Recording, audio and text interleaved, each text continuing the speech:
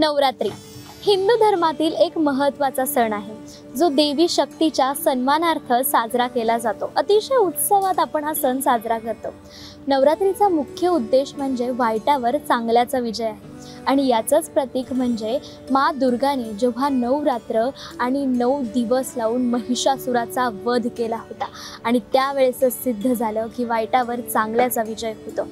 यामुळेच देवीच्या या 9 दिवस 9 रात्रात तिने धारण केलेल्या 9 विविध रूपांची आपण पूजा करतो आणि त्यांनाच आपण एकत्रितपणे नवदुर्गा म्हणून म्हणतो। नमस्कार, मी साक्षी पांचाळ न्यूज अनकटमध्ये आपलं मनपूर्वक स्वागत करते। आज नवरात्रोत्सवाचा दुसरा दिवस आणि आजचा रंग आहे लाल। लाल हा सकारात्मकता, ऊर्जा आणि प्रेमाचं प्रतीक आहे। शौर्याचं प्रतीक म्हणून हा लाल रंग आहे। लाल रंग आपल्या जीवनाची ऊर्जा आणि सकारात्मकता दर्शवतो। जसा अग्निशिखा सतत वरच्या दिशेने जात असतात, त्याचप्रमाणे हा रंग आपल्याला आयुष्यात पुढे जाण्यासाठी प्रेरणा देत असतो। आज आपण ज्या देवीची पूजा करतो ती देवी म्हणजे ब्रह्मचारिणी। ब्रह्म म्हणजे तपश्चर्या आणि चारिणी म्हणजे आचरण करणारी। देवी ब्रह्मचारिणी ही कठोर तपश्चर्याचं प्रतीक आहे।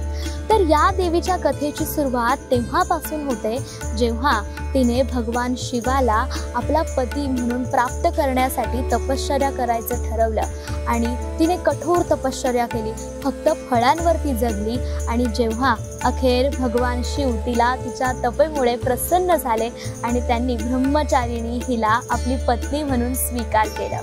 देवी ब्रह्मचारिणीच्या एका हातात पाहिलं तर जपमाळ तर दुसऱ्या हातात कमंडलू आहे। देवी ब्रह्मचारीने केलेल्या तपश्चर्येमुळे तिला लाल रंग हा खूप प्रिय आहे।